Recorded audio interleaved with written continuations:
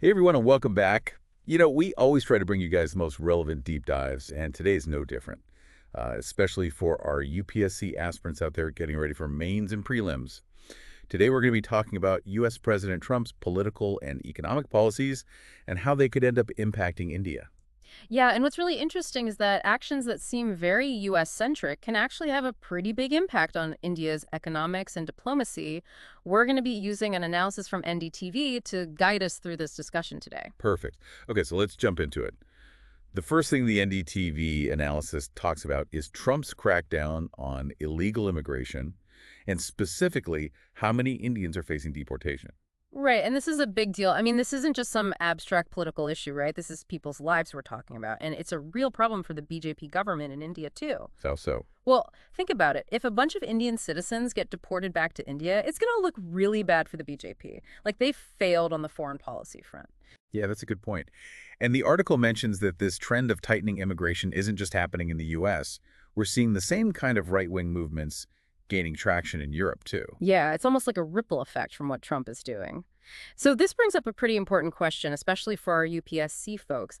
How do you think this global shift towards stricter immigration is going to affect India's own immigration policies, especially since there are all these reports about a potential new immigration bill in the works? Definitely something to keep an eye on.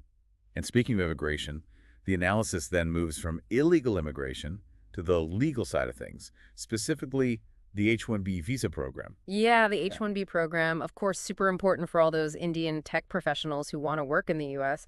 And if this program gets restricted even more, it could have a major impact on India's economy. For sure.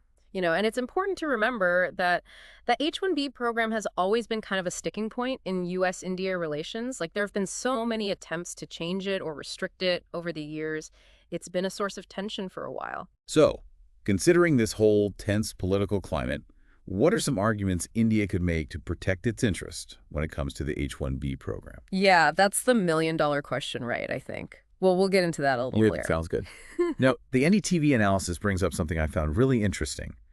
Trump's campaign against what he calls the woke agenda, all that stuff about gender identity, diversity initiatives. Right. Seems like a purely American issue at first glance, but the article makes the case that it could actually have a much broader impact, even internationally. Yeah, that's what caught my attention too. And what's really relevant here is that some of these same sociocultural trends that Trump's pushing back against, they've actually started gaining ground in India too. Like we're seeing some of the same cultural clashes starting to play out here. Wow.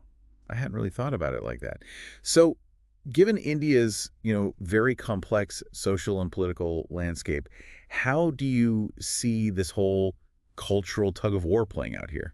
Well, that's the big question, isn't it? It's a very layered situation, that's for sure. Okay, well, let's shift gears a bit. The analysis also talks about how Trump is using tariffs very aggressively to try and boost the U.S. economy. Like, he's not afraid to start a trade war or even bend the rules of international agreements. No, he's definitely not afraid to use tariffs as leverage. I mean, look at what he's done with China, Canada, Mexico.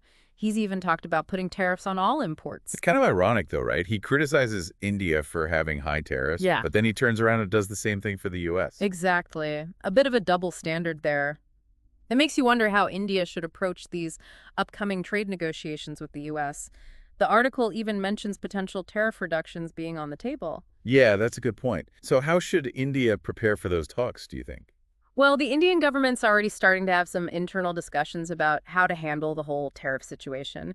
And even in the recent budget, they included some tariff reductions that could benefit U.S. exporters. Interesting. You think Modi will bring this up if and when he meets with Trump at the White House? Oh, absolutely. I'm sure he'll use that opportunity to lay out India's perspective on trade and see if there are any areas where they can find some common ground, especially considering all the other issues going on globally. Now, this next point I found really interesting. The article talks about Trump's interest in expanding U.S. territory, using his comments about wanting to buy Greenland as an example. It's like stepping back in time to those old power politics, very reminiscent of colonialism almost. It does seem like a risky move, doesn't it? Like it could really destabilize things. Yeah, it definitely goes against a lot of international norms and agreements. And it could make other countries with territorial ambitions, like Russia and China, feel like they can do the same thing. So, for India, with its own territorial disputes with Pakistan and China, this could be a real concern. How will this kind of expansionist thinking affect those dynamics? That's a good question. But you know what's interesting? The article actually suggests that all this tension between the U.S. and Europe could actually end up benefiting India. Yeah, the idea is that with all this friction, Europe might start looking for stronger partnerships with countries like India.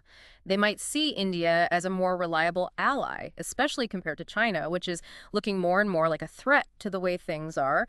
It could be a way for Europe to balance out China's growing power. So it's like a potential opportunity for India amidst all this global uncertainty. Exactly. It's fascinating how one event can trigger a whole chain reaction like this. We've covered a lot of ground here. Illegal immigration, H-1B visas, the woke agenda, tariffs, territorial ambitions. It's a lot to take in. It really shows you how interconnected everything is on a global scale. Absolutely. And for our UPSC listeners, I think this really highlights the importance of understanding global events and how they can impact India, even if it's not immediately obvious. It's about connecting the dots and seeing the big picture. Exactly. And it's that kind of big picture thinking that can help you excel in those current events questions on the mains exam. Couldn't agree more. It's pretty amazing how quickly things can change in global politics. We tend to think of international relations in terms of those big treaties and alliances, but sometimes it's those seemingly small, unrelated actions that can really shake things up. Right, like a butterfly effect, but on a geopolitical scale. And the NDTV analysis also touches upon something that's been a recurring theme in Trump's rhetoric, and that's this whole idea of fair trade. But as we discussed earlier, the reality of trade between India and the U.S., well, it's a lot more complicated than that. Oh, absolutely. It's crucial to keep in mind those economic disparities we talked about earlier. The U.S. economy is massive compared to India's, so right off the bat, there's an imbalance of power. And what's interesting is the article points out how Trump's definition of fair seems to change depending on, well, which side of the deal he's on. Yeah, good point. Like he criticizes India for its tariffs, but then he pushes for protectionist policies in the U.S. Feels a bit like a double standard, you know? So, thinking about our UPSC aspirants, this raises a key question. How can India effectively negotiate trade deals when the playing field is so tilted, especially with the looming threat of those tariffs Trump keeps talking about? It's a tough situation, that's for sure. India needs to stand its ground, protect its interests, but at the same time, it needs to find ways to keep the U.S. happy and avoid a full-blown trade war. So it's like walking a tightrope. Exactly. It's a balancing act. India needs to find that sweet spot where both sides feel like they're getting something out of the deal. And to do that, they need a deep understanding not just of the economics, but also the political motivations on both sides. What's driving the decisions? What are the pressures? It's like a game of 4D chess. Huh, kind of. Now, the NDTV analysis also delves into some history, reminding us that this isn't the first time the U.S. has used tariffs to try and boost its own economy. Right, they talk about the 1920s and 30s when the U.S. really leaned on tariffs to protect its industries and help it grow. Exactly. It fits right in with Trump's America First agenda. But wouldn't you say that what worked nearly a century ago might not be the best strategy in today's world? I mean, the global economy is so interconnected now. Yeah, that's a valid point. These kinds of protectionist policies can have huge consequences, potentially leading to trade wars that hurt everyone in the end. We all rely on each other so much more now. It seems like we all need to remember that. What impacts one country often impacts many others. Exactly. And that's why it's so important to stay informed about what's happening globally. Even if it seems far removed from India, it could still have an impact. It's all about connecting those dots, seeing the bigger picture. Precisely. And for our UPSC folks out there, that global awareness is going to be crucial for those current events questions in the mains exam. Absolutely. It's not just about knowing the facts. It's about understanding the context, the motivations, and being able to connect the dots between seemingly unrelated events. Right. It's about thinking like a diplomat, anticipating those challenges, and coming up with strategies to navigate this complex world. And that brings us to another point from the NDTV analysis: Trump's desire to expand U.S. territory, using his comments about Greenland as an example. Yeah, that was a pretty eyebrow-raising moment. I mean, it felt like a move straight out of the old playbook of power politics. A lot of people were pretty shocked, even outraged. For sure. It goes against so much of what we've come to expect in terms of international norms and agreements, and it sets a dangerous precedent. If the U.S. can just go around annexing territory at once, who's to stop other powerful nations from doing the same? Could lead to all sorts of instability and conflict. Exactly. And for India, with its own territorial disputes, especially with Pakistan and China, this is definitely something to be concerned about. How will this kind of expansionist thinking play out in those situations? That's the question, isn't it? But the article does point out a potential silver lining in all the tension between the U.S. and Europe.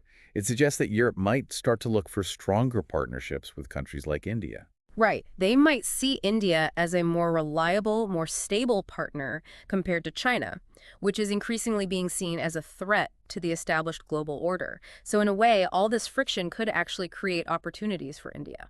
It's a fascinating dynamic. Of course, India needs to be careful not to get caught in the crossfire. Absolutely. It's about playing the long game, anticipating those shifts, and figuring out how to position yourself to make the most of any opportunities that arise. Sounds like the essence of diplomacy. Yeah. Now, let's shift our focus to another crucial aspect of the U.S.-India relationship, trade. The NDTV analysis really digs into those complexities, pointing out those inherent power imbalances we talked about and the potential for conflict. Yeah, it's a complicated relationship for sure. You've got the U.S., the world's biggest economy with all its resources and global influence, and then you have India, a rapidly developing economy with its own ambitions and challenges. And we can't forget about the U.S. dollar and how dominant it is in the global financial system. That gives the U.S. a huge advantage in trade negotiations because they can use the power of their currency to shape the terms of trade. It's like playing a game where the other side gets to write the rules. Right. It makes it that much harder for India to negotiate fair and equitable trade deals. Absolutely. But the article does mention that India is already taking steps to prepare for those upcoming trade talks with the U.S. Oh, yeah. They mentioned that the Indian government has started those interministerial consultations on how to approach the whole tariff issue. That's a good sign, right? Ooh. Shows that India is taking these negotiations seriously and working on a strategy. Definitely. And it's very likely that Prime Minister Modi will bring this up when he visits the White House, which is expected sometime in February. He'll want to present India's perspective on trade and see if they can find any common ground with President Trump. It'll be interesting to see how those conversations go and what kind of deals, if any, come out of them. High stakes for both economies. Absolutely. This whole situation reminds us that the U.S.-India relationship is multifaceted and constantly evolving. There are areas where they cooperate and share interests, but there are also points of friction and disagreement. And this NDTV analysis has given us a lot to think about in terms of those complexities and how they might play out in the coming months and years. It's a good reminder that we live in a world where seemingly isolated events can have huge ripple effects, and that understanding those interconnections is key to navigating the global landscape. And for our UPSC aspirants, this is a great example of how one insightful analysis can provide a wealth of information and perspectives that can be incredibly useful for your exam preparation. So keep thinking critically, stay curious, and keep exploring. It's a global chessboard, Yeah, and every move can set off a chain reaction. exactly. And for a country like India trying to make its mark on the world stage, understanding this complexity is so important. It's about seeing those ripple effects before they happen, weighing the risks and the opportunities, and making strategic decisions that are good for India in the long run. Right, and that means understanding not just the politics and economics of the world, but also the cultural and social trends that are shaping things. You're right. And the NDTV analysis really gets into that cultural side of things. We talked about Trump and his fight against what he calls the woke agenda, but the article goes deeper. It suggests this whole cultural tug of war has implications beyond the U.S. What do you think? It's amazing how ideas can travel across borders, spread through media, technology, and even social movements. And in India, where we have this mix of traditional values and modern influences, this clash of cultures is especially interesting. It's definitely something to keep an eye on. How will these different forces shape India's society, its politics, and how it interacts with the rest of the world? Those are some questions to think about, especially for our UPSC folks getting ready for those exams. Good point. These are the kinds of questions that can really make your essays and interview answers stand out. For sure. It shows that you're not just repeating facts, you're analyzing them, connecting them to larger trends, and forming your own opinions. It's about showing you can think like a policymaker, someone who can deal with tough issues and come up with smart solutions. Exactly.